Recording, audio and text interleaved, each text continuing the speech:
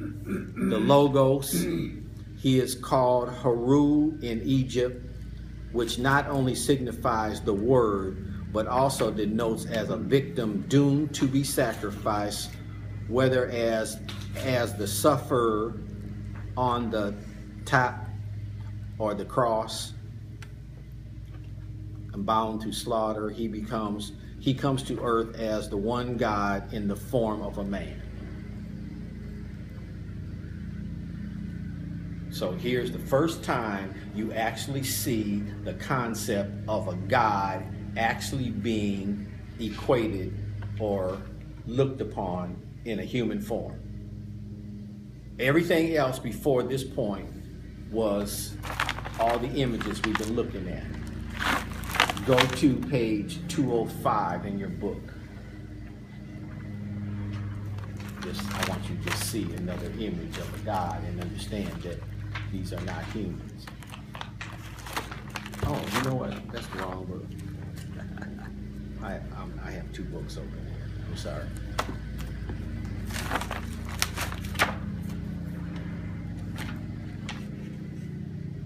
$128.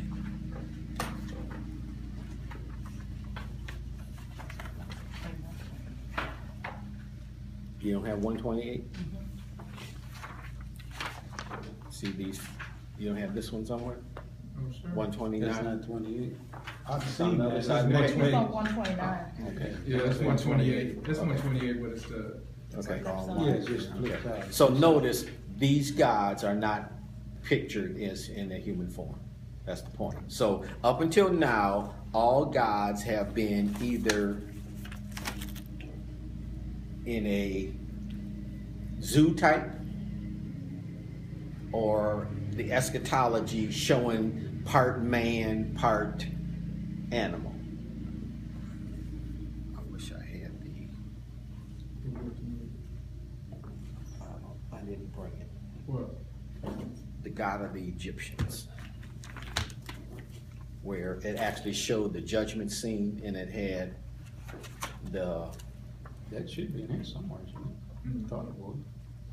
no, this, the one I could use would be the fold out, but here are some other concepts. Like this is actually the Immaculate Conception picture here. But notice all the characters, or even on the front, okay? It doesn't have a human head. So they're showing you the attribute or the meaning behind an idea that is equated to the God they're talking about, okay? And that's what's called a netter. What's called a what? Netter. N-E-T-E-R.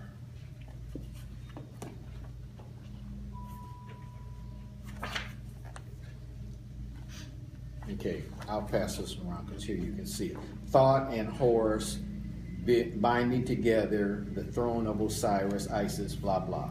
And you can look at some of the characters here and it's real easy to see that they don't have human heads.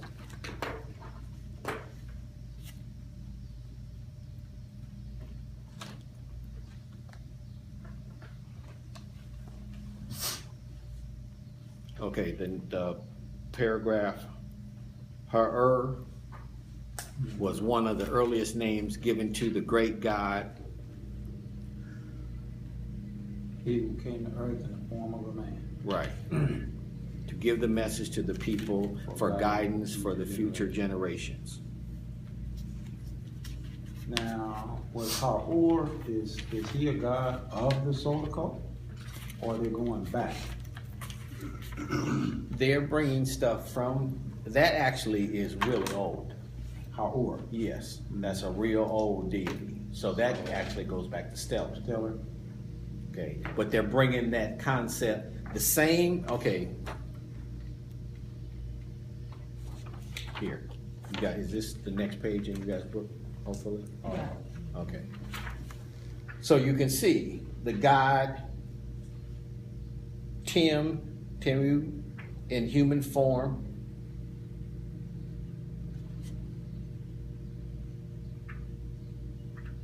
So they're now giving them, okay, now, is the other side of your other page look like this? Yeah. Okay, so you easily see the difference. This one has a human face, on the other side, not so much.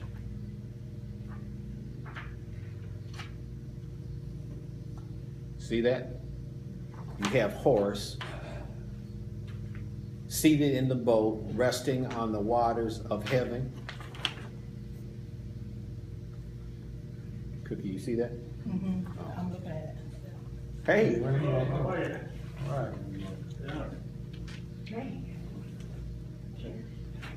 okay, now even look at right under what it says on this picture. The primary form was the serpent zoo type.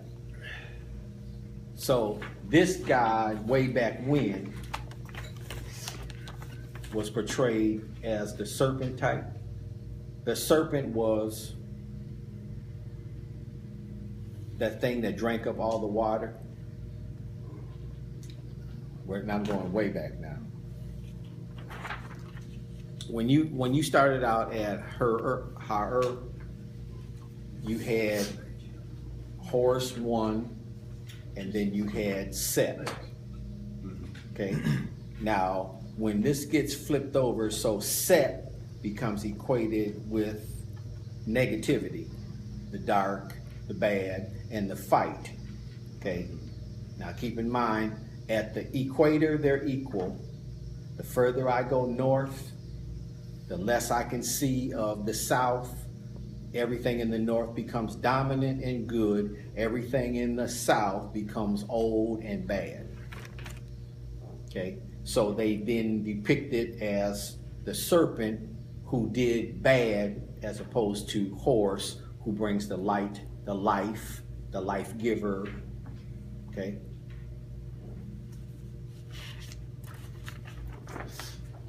Now also notice on this page,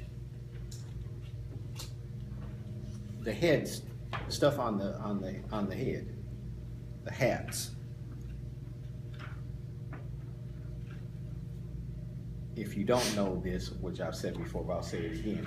Those two hats right there that you see on this, the one crown is worn by the Pope today. The other one is worn by the head of the Greek Orthodox Church today. The flat one with the feather in the back, it's called a kufi in Africa. If you see Africans running around with a little flat hat that they call a kufi, that's it. But the one with the feather on the back of it is worn by the head of the Greek Orthodox Church, if you ever see him in his formal garb. Now, we don't really see too much about Greek Orthodox today anywhere. But if you know that there's two popes, the Greek Orthodox Church has a pope just like the Romans have a pope. Okay. Before you leave where you are, where you finished reading on page 216, where you said A.R.K was one of the greatest names given to the great God. Remember you were reading that? Mm-hmm. It says he came to earth in the form of a man. If you go down a little further in that same paragraph, it is said in the ritual that he instructed his brothers, 4 brothers or disciples, up to the regions of the primary mystery.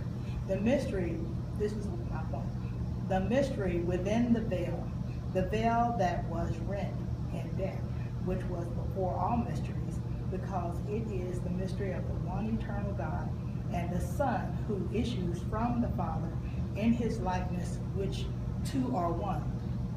So that's in our Christian story. This is the formation of your Christian That's story. the formation, yeah. This And is, we're still in 100,000 years out. yeah, that's exactly the point. That what this chapter is showing you, and I'm glad you're seeing it, is this is how the Christian story begins to develop, and this is where it's developing from. It's taken right out of the Egyptian deities and mystery system, and it's becoming personalized. And once you personalize it, you have now created Christianity as you know it today. The point being that these things were never human until they start to manipulate the story. Do you have any? Also, there's no males until now, if you notice. All deities prior to solar time are female. Now we're beginning to get the masculine interpretation, and masculinity is becoming predominant. Okay? So do you have any commentary on what may have precipitated the change from the zoo type to the human type, to where these different attributes of the great God, were personified, with a zoo type?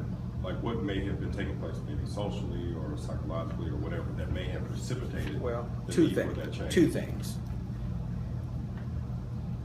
We're talking about something here. Now, this is 100,000. So keep in mind, the original story is 600,000 years ago. So you're 500,000 years before now is where the story really started. So over time, you lose some of that. And all this information is being passed down orally. So you can tell how much of it you're going to retain when you're doing this by mouth. It's right at the bottom of that paragraph, which is almost verbatim what you're saying. Yeah. The next One, paragraph 2, where it 16, says, this the shows. last time. This shows how the people of the later generations after the great God in spirit in the form of a man had visited the earth to give his message to man in the future generations, had portrayed his coming and going as the earliest period in the stellar code. And we shall now see how they depicted in this symbolic In and imagery. how it has been carried on through the various cults ever since. That's right. There are quite sufficient records still extant to prove this, notwithstanding the different representations and traditions which arose during the various cults that follow one after another. Much of the first or original message, no doubt, as he said, was lost, especially as all the sacred message given by God to man has been handed down orally, as until the stellar cult, there were no writings. Even then, up to the time of the solar cult, all writings were in glyphs or hieroglyphics only. So that two things there should come to mind. If everything is written in hieroglyphs, only the very priest class are really trained on how to decode or read the glyphs. Same thing today. I mean, most of us right now, unless we really did some serious work, could not go decode those hieroglyphs. Okay? Now, let me say this because it's important. Cookie and I was talking about being senior citizens, but for you young people, James Henry Breasted in Chicago University is the father of Egyptology in America. He's an important snake you need to remember because breasted, B-R-E-A-S-T. Is that the one over there destroying? Yes. He literally right now is painting over the hieroglyphs and plastering over a lot of this information. Understand where we are, okay? Not only are we dawning the new age, but now you can pull this data up on your electronic gadgets. So the last thing people want you to know is what we're talking about here and what it really looked like and what it really meant. And primarily because as more and more people go to Egypt, they're understanding these people were black. If you look at the actual walls and the pictures on the walls, it's very clear. If they have a white gown on and the face is brown, then, the story about, well, it got like that because they were dirty. Really? My face got dirty, but my outfit didn't? So people are now understanding, hey, this civilization that we keep going, looking at and understanding was unbelievable. You have to understand something. these people that we have called are called the ancient